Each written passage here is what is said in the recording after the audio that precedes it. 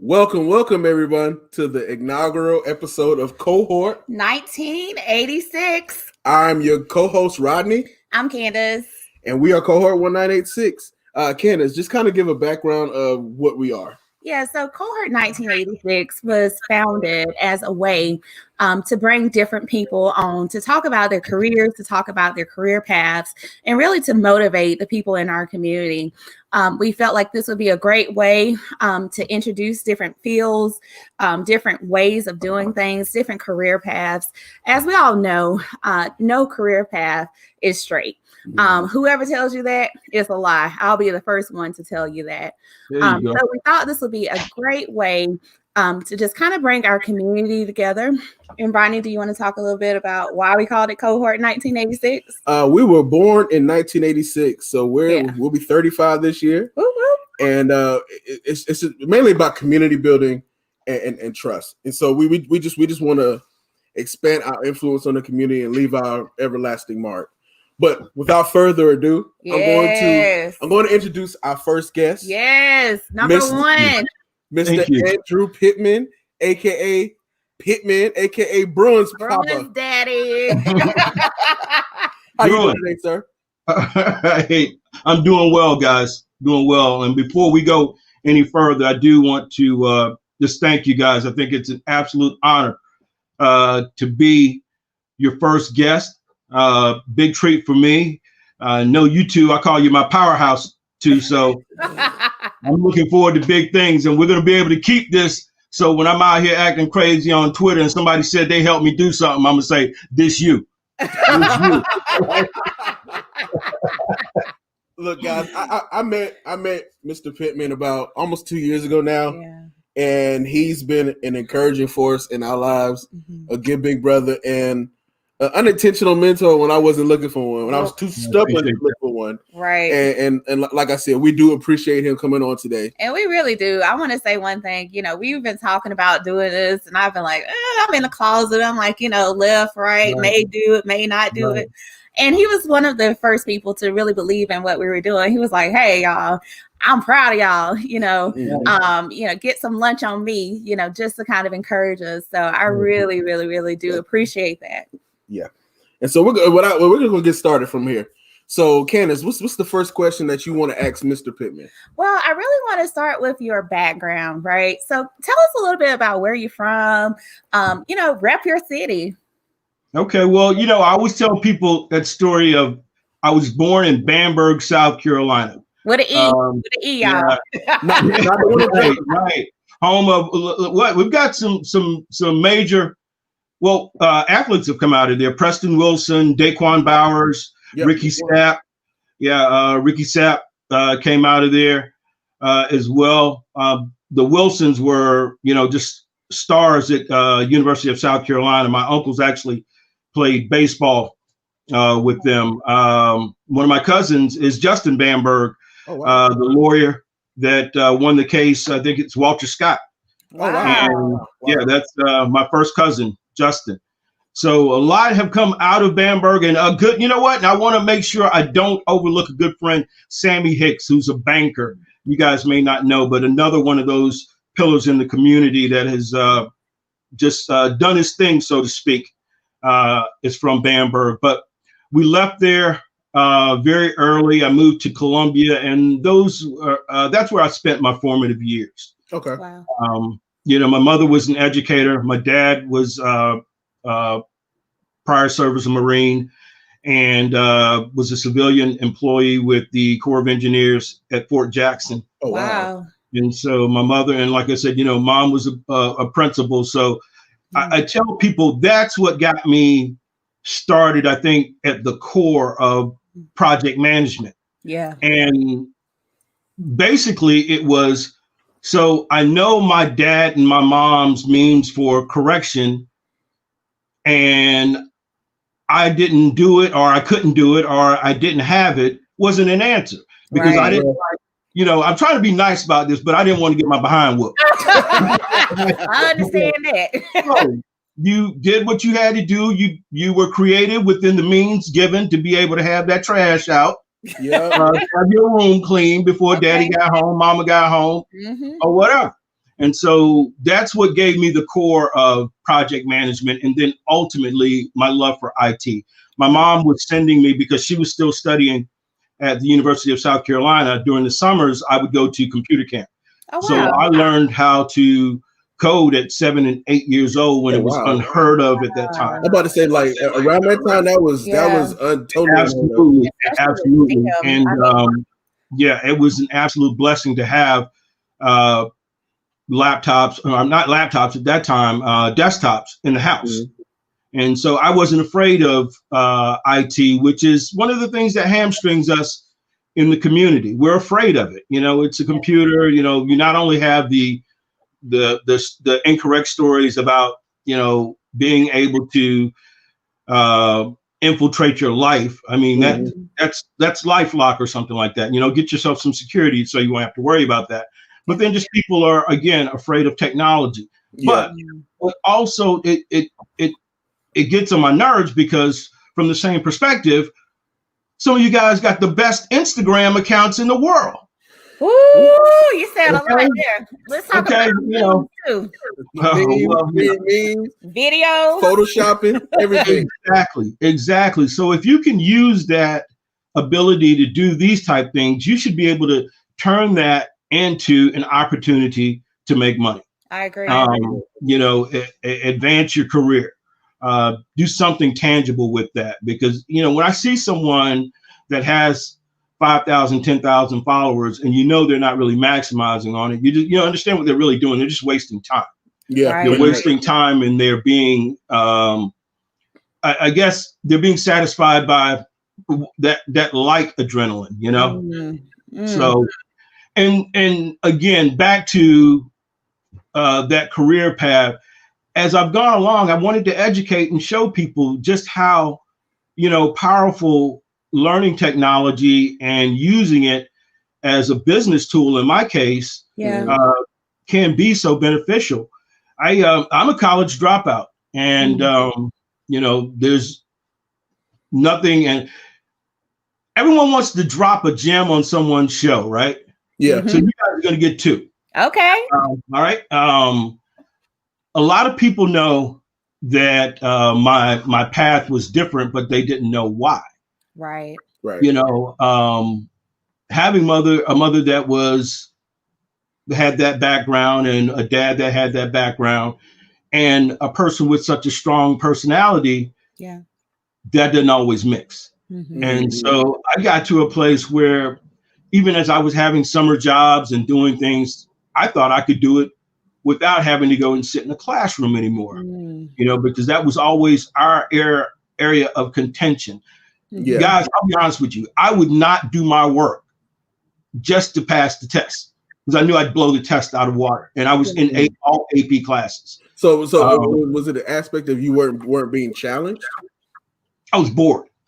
Absolutely bored. I was absolutely bored. And then I started school a year early. So I was also immature. Yeah. And I just got to a place that just wasn't my thing. You know, I didn't want to do it. So I actually got called up to Desert Storm. Oh, wow. And that was my college. That was my college. I was with the Civil Affairs unit, and I ended up having a lot of interaction with even some of the Iraqi government officials and things like that, which also shaped my views about war and relationships with people. You know, we are all God's children. I'll just leave it at that. You know, and if we learn to treat people from that position initially, everything else we can work out. Yeah, and talk a little bit about the relationships that you were able to build while you were there. You know, just people that I would, you know, like Rodney said, I'm the type of individual, I'm not going to meet a stranger. If you've got a decent spirit, you and I are going to connect. You know, even if it is just for that season, that moment, or whatever, we're going to connect. And so that is not, that's not deterred by a language barrier or a culture barrier. One of the benefits, again, of my mother being an educator was that we had foreign students that were in the doctoral program at USC stay at our house. Oh, wow. So I would talk to them and learn about, other cultures. So I wasn't afraid of it, particularly the Middle Eastern and the Muslims. I was not afraid of it. And so communication is a big skill. I mean, exactly, so much in relationships and talking that you right. can learn from people. Right. And then, in other relationships were military leaders. I had a Major Andrew Gross, who told me that because I had an issue with what we were doing after I got there, and started building these relationships. You see the day-to-day, and you begin to understand the underlying stories that we are not told, and so it does bother you.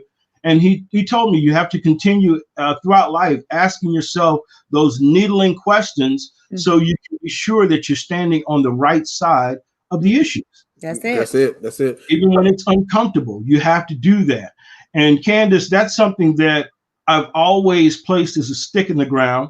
Sometimes I think it may have done more damage initially, but it's helped me sleep at night later on.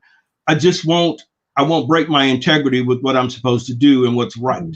Gotcha. That's powerful. So I have a question. So going back, so what college did you initially attend? And South Carolina State. I'm a bulldog. Bulldog. Orangeburg. All right. Bulldog for life. And so can you walk me through that story of how you left South Carolina State and ended up in the military? Because I think knowing your father, he gave you an option. Nah, that was the time that I took my option. Wow. I took my option. I didn't want to do it. I just didn't want to do it. I began to, I don't know. I just looked at life totally differently at that point. And I think, you look back at like I said, starting school early. Yeah. And that maturity level, I think it caught up at some point, and then it started to excel, and it wouldn't turn off. Gotcha. Okay. And I just began to look at life from, what am I really doing? What do I really want to do? How do I want to get there? And you know what I ultimately wanted to do is I wanted to be a businessman. That's what I did throughout the summers. My parents couldn't stand that entrepreneurial spirit. They could. Every summer, I would get a job. I remember one summer I did public relations for the state of South Carolina small farmers. Wow.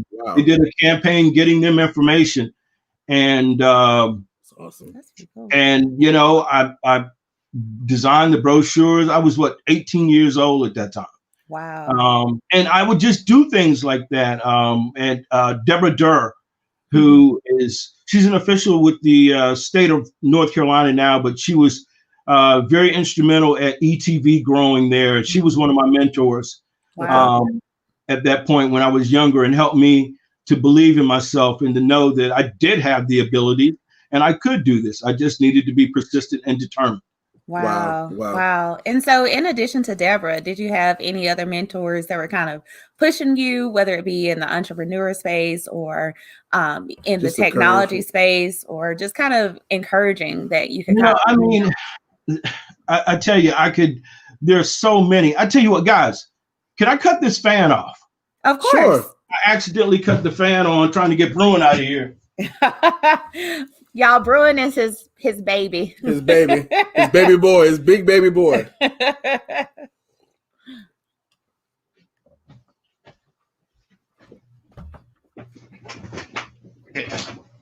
But yeah, if I keep that thing on, we have to stop the show. But from a mentorship, I mean, there have been so many people in my life, that have carved a path. I go back to, like my early pastors, Dr. A.J. Grove from Zion Chapel Baptist Church, Reverend Charles Jackson at Brooklyn Baptist, Reverend Jameson over there, Reverend Stacy Jacobs, a good friend that I need to catch up with again, instrumental from that side. In the military, Chaplain Ben Collidan. And if you're hearing a theme, that spiritual foundation has always and always will be the basis for my success. I know people, they say, well, you were lucky, you were this, you were that. Well, I believe in the providence of God, and I would not have been able to make that transition from a college dropout mainly, and an African-American man in a challenging space. Okay. And get to Wall Street. Yes. Okay. Without supernatural things happening. Okay. Natural things are what are supposed to occur, right? Okay. Yes, All right. So when things don't happen and they happen to an extreme, we have to give credence to superlatives taking place. Okay. And Somebody that hear that again. Rewind that back if you didn't catch what he said. I'm just going to keep going along that path and say that there is only one superlative. I can't do any of that. I can't make an individual look at me and say, hey, I need this guy on my team. I'm going to put him in a position to where he's going to lead off the streets. I can't do that. I can't do that. Let's talk a little bit more about that. You know, okay. You want to go there. You want to go there. You're trying to pull it all out. As a Black man, there are barriers that, you have when you're getting in these spaces, right? So how did you kind of overcome that? How did you kind of work your way through that? We talked a lot about relationship building. We talked about communication, but what was that thing that just kind of helped you just like hang on and say, you know what, I belong in this space? And talk about the transition of how'd you become a VP at Bank of America as well. Like, yeah, we want to hear that because that's big. That is very big. Okay. Well, let's go back to my IT career starting. I was with an engineering firm very early on. Wow. The textile industry began to, fade away. So I got into the more technical aspects of it, again, using computers. And we had jobs going offshore at that point. And so I left and moved to Miami. I took my severance from a layoff and moved to Miami. Got down there, and this is a story for my upcoming podcast, which I'm going to launch on your show. Go ahead. Okay. Man. But I was a manager of a designer clothing store. Wow. One of the hottest in Miami at the time, and transition there. The combo he has on, guys. Look at the combo. Wipe him down, but I got there by being a plumber. When I got to Miami, I decided I wanted to go to Miami, and I got someplace to live, and the skill that I had from watching my dad was at the core a plumber. Wow. That's what my grandfather. And so I learned things by osmosis, and I ended up being a plumber with Key Biscayne Plumbing. So one of the nicest places in the world to be a plumber, but I was still a plumber. And because I'm like this, I didn't know the city, and I knew I wasn't going to get an IT job off, just off the streets. And I really didn't want to do it. I was so deterred by being laid off. I never thought I would be out of work after getting to that place, very early in my career. I thought I was on my way.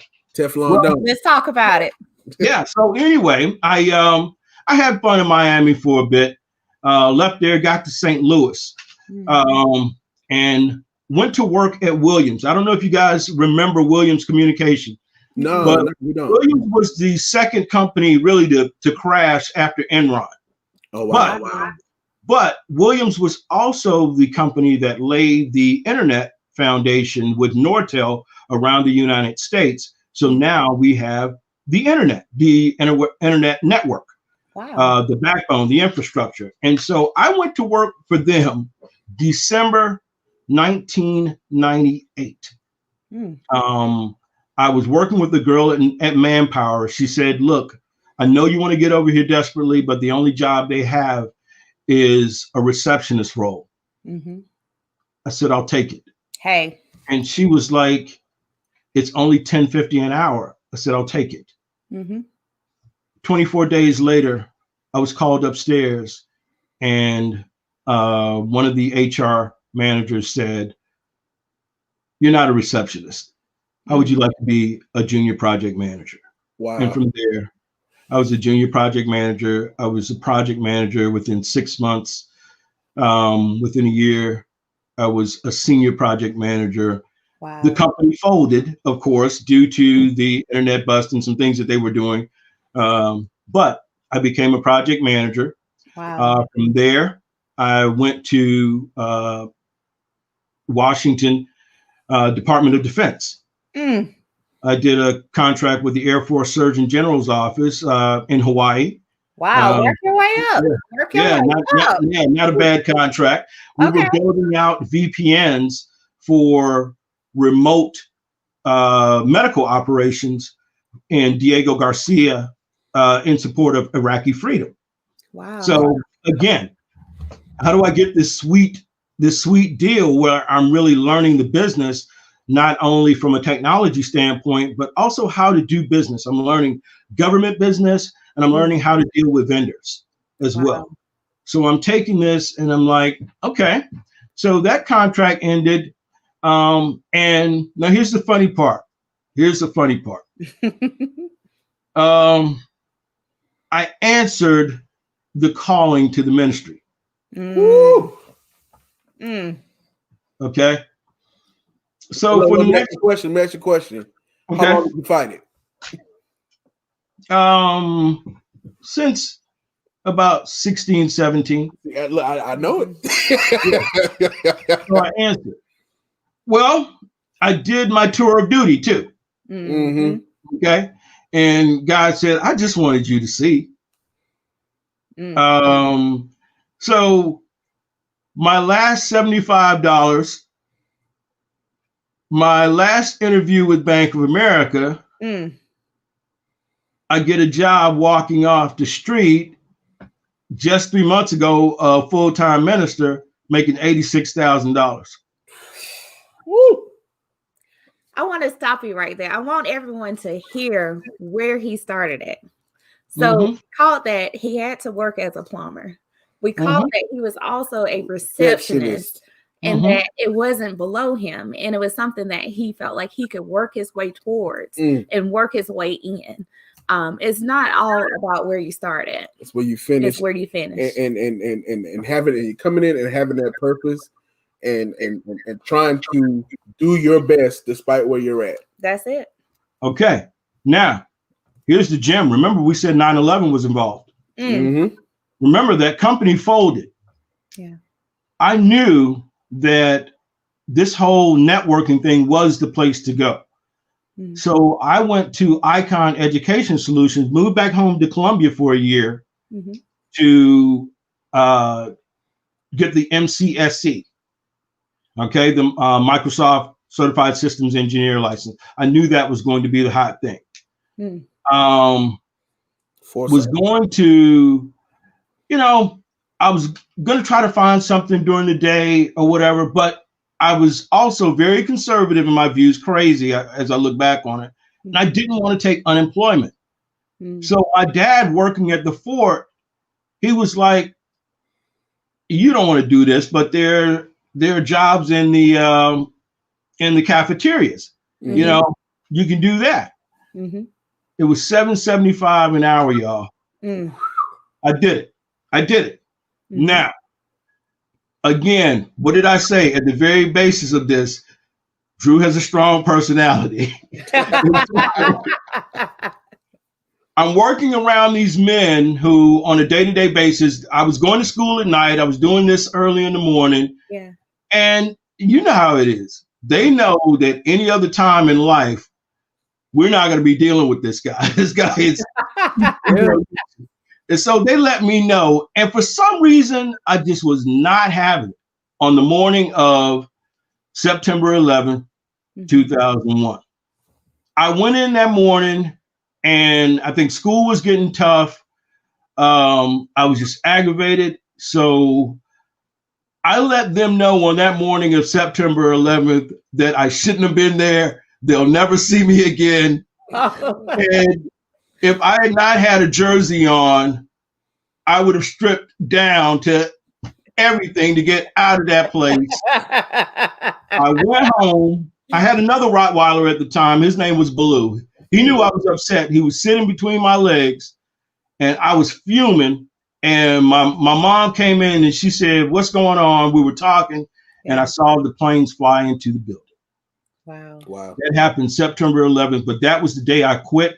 I went on and got with another small IT firm there in Columbia, and the story proceeds. But again, back to sometimes it may not be the glamorous thing that you want to do. It may not even be the comfortable thing that you want to do. But ultimately, remember, you're trying to get somewhere, people. You're trying to get somewhere. And if it's always easy, if it always looks good, if it always, well, you know what? It doesn't have to look bad, because I'm going to tell you, even when I was in a place where I was so broke, I was sharing a suit with myself. I never looked bad. Okay. He never made me look bad. Yeah. I tried to, when I step outside the house, I knew I was on purpose. I didn't want to make mistakes, so that could mess that journey up. Yeah. And that's what you have to remember. Don't worry about what you have to do to get gas money. Just keep the car moving. Hey. Keep the car moving. Keep the car moving. And so once I got that job, and the funny thing about the day of me getting the job at Bank of America was my girlfriend at the time had just had me interview with Sprint in Charlotte for a call center job. And y'all, I failed the test. I failed the test for a $10 an hour job. And Bank of America walks me in at $86,000 off the street. Wow.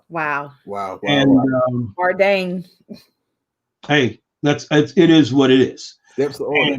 And I got with a very good leader at Bank of America. He had a military background as well.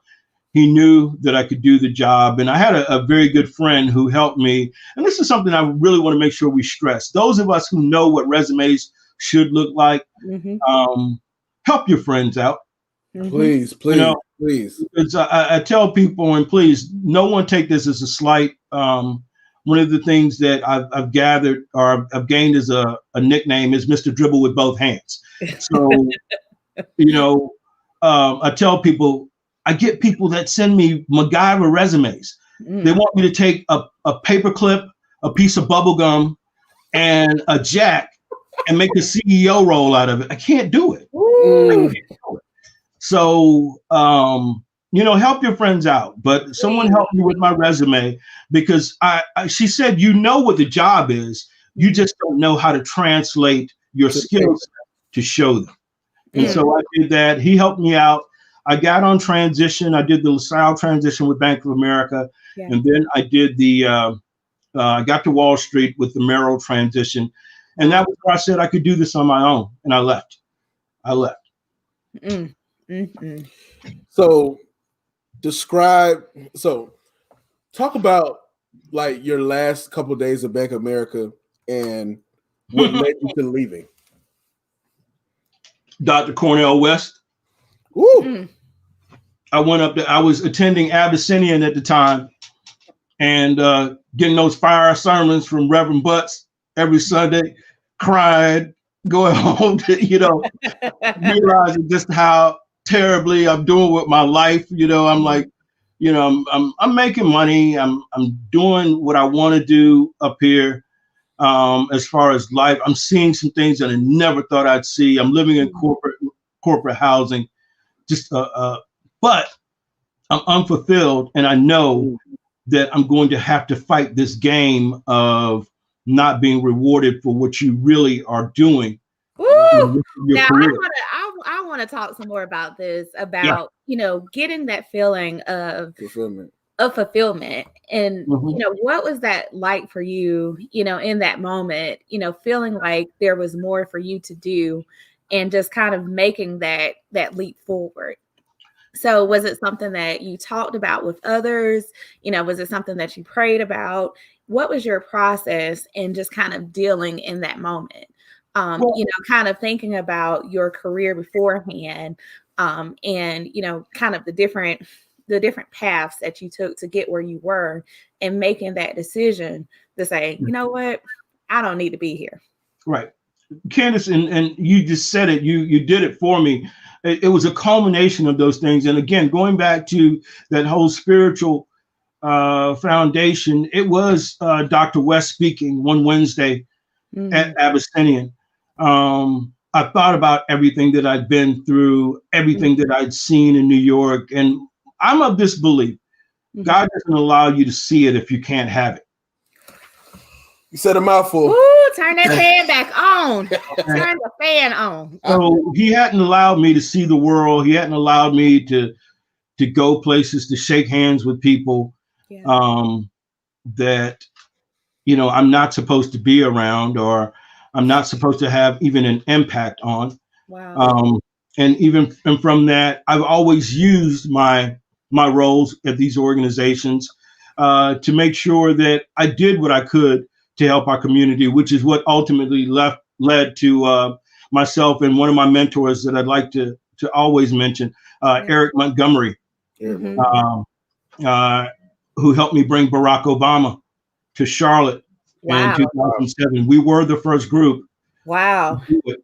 And guys, I tell you, I was coming home one night, and I don't know. I mean, maybe there was a little salt in my game. I was like, who is this dude, man? We had a very serious situation in Charlotte at the time. We had the 2 officers that were just killed. And there was a lot of tension in the city.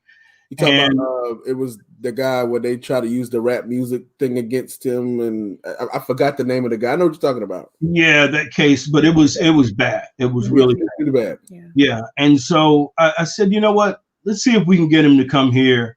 Yeah. And maybe, just do something. Now, it did end up turning into a fundraiser, because he did decide during that time to run for office. But I sent the office an email in December, and they got back to me in January. And I was like, oh, what do I do now? And so I reached out to Eric, and we got in contact with another one of his friends, his classmate, Susan Higgins, who was an executive in Charlotte. And we got him there. And ended up making things happen, from there. And, look, I tell people when we talk about that story, that small clan of different people with different backgrounds, including a college dropout, helped North Carolina win the presidency for the first time in 30 years. That grassroots effort from an email, So again, don't think something that small can't have results that big. So Pittman, I'm going to sidetrack right quick. Okay. So guys, before Georgia turned blue, North Carolina was blue, and we need our own Stacey Abrams here. That's all I got to say. And I got one more thing to add. What we've been talking about is leadership. And leadership comes in all different forms. We have different types of leaders. So what would you say is kind of your leadership style? And, do you think your leadership style has evolved over the years? Absolutely. Mine is servant leadership. Okay. Servant leadership. I'm going to do it with you to show you that I at least understand. And then for me personally, so I can know what you're dealing with on a day-to-day basis. There were times that I've actually gone, it would irritate the whatever out of people. I would go and I would sit with people. I would sit with a person for a day just to understand what they did, what's entailed. Because I remember seeing something some years ago where they said the average American worker does about 3.2 hours of work a day. I remember that. And it's true. So, right. And so it was funny because some people would get so comfortable with me being around, forgetting that I'm there, that they would go to ESPN and all this. I'd be right there. And I'm like, okay, all right, but you know what people do. But then on the other side of that, there are times that it helps people to know that their leader is in the trenches with them.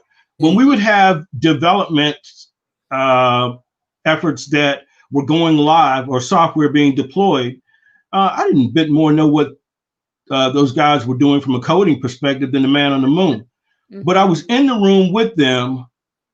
I had the donuts there. I'm cracking jokes. It's 1:00 in the morning while I am looking at ESPN, so.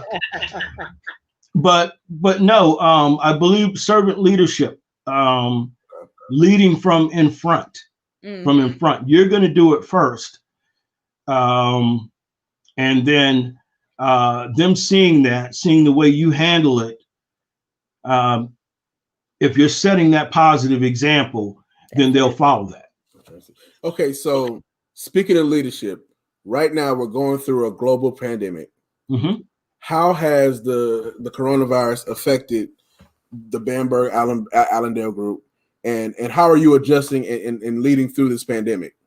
Well, the good thing is, from an IT consulting perspective, our teams they're project managers. Mm-hmm. So everyone can work from home, do their job remotely. The engagement that I'm involved in right now, I'm affected from the standpoint of my supply chain being restricted. I'm doing an infrastructure upgrade for a major financial institution. And we've had 2 instances where COVID has choked the supply chain. So we've had to make adjustments. I'll give you an even more down to earth example of having to or making the best effort to know your team. And I don't want to say intimate because people begin to take that the wrong way, go too far with it, but you should have a good working relationship. When we got back from the Christmas break, the consultants' access were still offline because of certificates not being updated. If we were online December 31st, it would have automatically done it. But since the new year fell later, we didn't do it. So I didn't have access until that afternoon to my email or anything, but I still had people's phone numbers. Okay. So I could pick up the phone and I could call people. And so by 10 o'clock that morning, I was able to make sure my vendors understood where things were, make sure the internal organization knew where we were, knew that we were on top of it, and make sure that my team knew what expectations were of them during this time. We don't have to just sit around. There's still other things that we can do from a planning perspective. That's right. So that's another example of, knowing your team, making sure that even in situations where the operational environment may not be ideal, you're still able to navigate it. And that's just from good common business sense. Hey. That's right. And I do want to talk a little bit about your company. So you've been in business for yourself over 10 years. So tell us, how has that been, just kind of getting started and kind of where you see your company going in the next couple of years. And also, how did you end up from Charlotte to Florida? You've become the Florida man. Right. Well, no, I've not become the Florida man. But no, I've lived in, like I said, when I left Charlotte initially, I went from Columbia to Charlotte to Miami, and I love Miami. I think ultimately, if I make a little change, Miami may be where we retire. That's not a bad change. Not at all. But from Miami to St. Louis, back to Columbia, to DC, to Charlotte, to Chicago, New York, back to Charlotte, and then Florida. I got married. Okay. My wife, it's funny, she's from Tampa, but she ultimately didn't want to come back. Wow. She thought Tampa was what I sometimes think it is right now, what Florida is right now. That's but and we'll leave that alone. Okay. You guys probably need to do that disclaimer. The views of the guests don't necessarily. But you know, Tampa's not too fast. It's not too slow. Okay. And you can build a family life here. Nice. And that may be challenging in Miami, you know, that may be challenging. So big challenge. Right. So we got clear water here. We got the beaches here, and I love water. Me so too. That's how I ended up. Yeah. I ended up being back in Florida. Yeah. And that was the thing that got me with Charlotte. I mean, I love Charlotte. I actually lived downtown when I was there, and I love what they're doing now with the parks and everything. But for me, I just need to be able to go and stand near a body of water. It clears my head. Yeah, it's very common. I love the water too. I could be a beach bum all day long. So, you know, back to your company, you know, where do you see your company going in the next couple of years? You know, where do you want to be in the industry? You know, from my perspective, I'd like to see the company grow, of course. Small now, but I do want to start to look at some government opportunities that are out there, and also building technology infrastructure in the construction space. One of the things that I helped with was PwC building out their what we call turnkey process in the commercial real estate space. And that's being able to, you give the vendor a space, and within whatever allotted time period, they give it back to you ready to occupy and use fully. Wow. So building that process out has really helped me along that particular path. One of those income streams that I'd like to look at cultivating. And I'd like to work with minority businesses, because a lot of times in this space, we don't have the project management savvy. So if I can bring the foundational knowledge of what we're doing and then marry that with the execution expertise, you know, I think it gives you a double-edged sword that you can really make moves in this industry, because there are a lot of, and even minority women are really starting to work heavily in this space.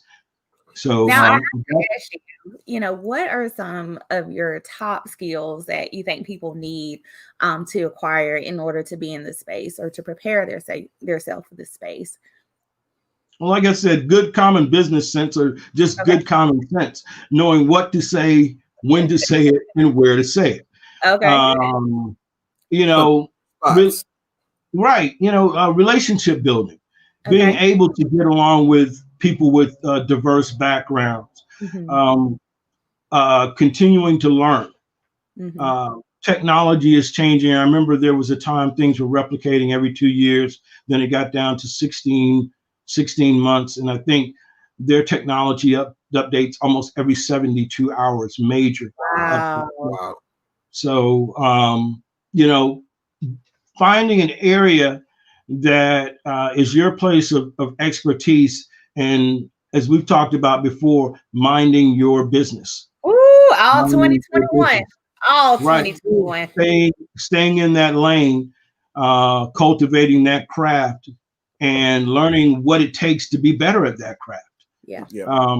That's what I think the focus should be as far as growing your career, and where I want to be.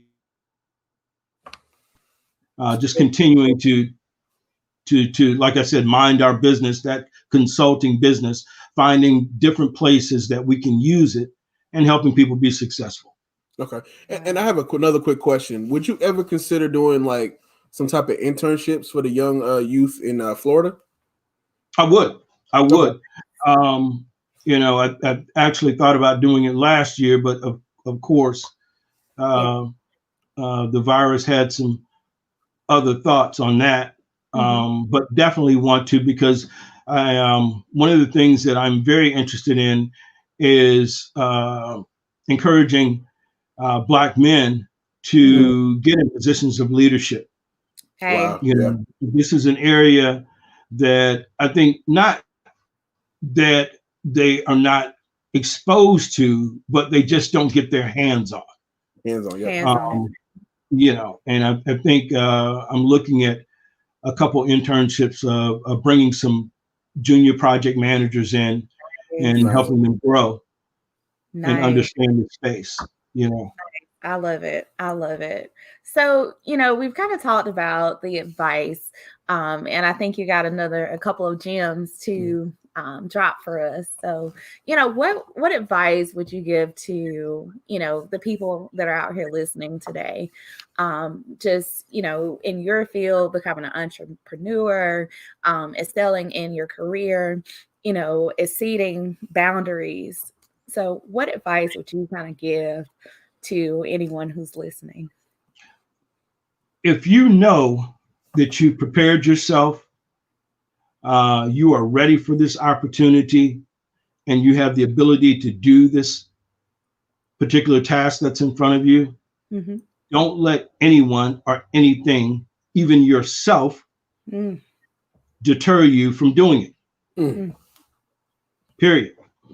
Sometimes our worst enemy is ourselves. We look at the circumstances, or we look at, again, the natural circumstances, and we think because I don't have a certain certification or I don't have a degree, I'm not able to, or I don't have a certain background. I'm not able to go to that particular place. Wow. But understand, I mean, we've had people who've come from other nations and have come here, and what have they done? They've learned the language. Learn the language, yep. They learned the language. So I tell people, if there's a place that you want to go, a particular industry that you want to take part in, then learn the language. Learn the language, learn what they do, and you do what you need to do to make yourself the best in that space. Love it. Love it. Love it. So I have a question. Is there like a specific quote or saying that you say to yourself that kind of keeps you on task and keeps you remembering your path? Well, if I believe that this path has been ordained by God, and in the beginning, God created the heavens and the earth, period. So that means there's nothing that can stop me. And I do believe that. Man, this guy. Woo! And then I got a fun question for you. Okay. How did you become a Dallas Cowboy fan, and why do you like subjecting yourself to pain? I don't think okay. You know what? But I tell you what, I am going to give you guys another gem. As I said, guys, I've looked at the last few years. People have told me, Drew, you need to do things to be more public. But again, things, family challenges, chronic illness, having to deal with that, which is, again, I believe in turning an L upside down, which becomes a step. Ooh. And so going through those circumstances, learning that it's life. And if you were not built for it, he would not have given it to you. It's helped me to use these last couple years as material. I hear people always talking about, well, I need content. Well, I got content for days. Live all the content you need. Right. You've got all the content. So this is what has helped me get to a place where I feel like it is time to talk. And I appreciate, again, you guys giving me that platform. But this morning, as I was getting ready, I listened to music. I'm just a music head, even though some think that I'm not. Right. But anyway, I was listening to Roy Hargrove. And Roy Hargrove is one of my favorite trumpet players. I was turned on to Roy by one of my favorite cousins who passed 2 years ago. George, another story for another day. He and his brothers, the basement of their house in Washington, D.C. in 1980, I was turned on to Buddy Holly, the Rolling Stones. Curtis Blow was the first extended record that I bought. But we went up there the first time to visit them to DC from Columbia. Mm-hmm. And my uncle is a huge Washington Redskins fan. Mm-hmm. But my cousin George was a Dallas Cowboys fan to spite my uncle. And I loved my cousin George and wanted to be like him so much. Wow. So at 6 years old, actually 5, it was 5 years old, I became a Dallas Cowboys fan. Wow. And I'm just going to say this, there's a reason that if you need your stadium sold out, you call us. There is a reason that we are the most profitable team in the world. And, and I say to all these people who ask about greatness and, how long it's been since we, as far as I'm concerned, documents like the Constitution, though it may be getting battered right now, mm-hmm. The Emancipation Proclamation, these are great documents, right? Mm-hmm. Are they still valid? Ooh. Look, man. Look. Is there expiration date on greatness? 5, baby. 5. Oh my God! Oh, you already know I had to poke at you, man. I had to poke at you. I know it. But I can't hear you. Ain't got no rings, man. I can't hear you. Oh, you asked for that one. I did. I walked right into it. Man. All right, so I just want you to plug some of your stuff, website, okay. What you got coming up. I tell you what, we're going to begin to plug this dribble with both hands. Okay. I'm calling dribble with both hands. I'm actually going to try to do something productive on Twitter besides that crazy, and I'm going to launch it this weekend. Nice. So I invite people to come out, and my byline for dribble with both hands is it's the quintessential guide to navigating corporate America while remaining relevant in the barbershop or beauty salon. So just how do we do this on a day-to-day basis without losing our minds? And so hopefully people are able to get some leadership quotes from it. They're able to get some encouragement from it, and they're able to get some laughs. Just good practical help with dealing with corporate America and the challenges even of family life and trying to do these things and do what I tell people is manage life-work balance. It's not work-life balance. It's life-work balance. There you go. We're definitely interested. We can't wait to get involved with both hands. So, from there, like I said, we're doing that. I've got a couple other things that will be, if you follow me there, you'll see some other things I'm doing in 2021 and just trying to show people that a pandemic don't stop no show. Hey, say it one more time. One more time. Here you go. A pandemic don't stop no show. Don't stop no show. All nice. Right. And we just want to thank you for joining us and being our first guest and always encouraging us and calling us with words of encouragement and wisdom. And we're eternally thankful. We are. And so be on the lookout in the mailbox because something's coming your way. Oh, man, come on. Look. What I tell you guys is iron sharpens iron. And you guys have been inspirational to me to see you take some of the things that I tell you and put them to work. And even this coming to fruition. That's one of the prayers that I pray to the Lord. Lord, let me see the work of my hands come to life. And so you guys are the work of my hands coming to life. I appreciate that. I appreciate it. Cry. Love you guys. Well, we also have some stuff coming up. Rodney, you want to give the people a preview? Yeah, so on the 30th, we have Miss Vashti Hurt from the Carolina Blitz coming on. She's going to talk about her career journey.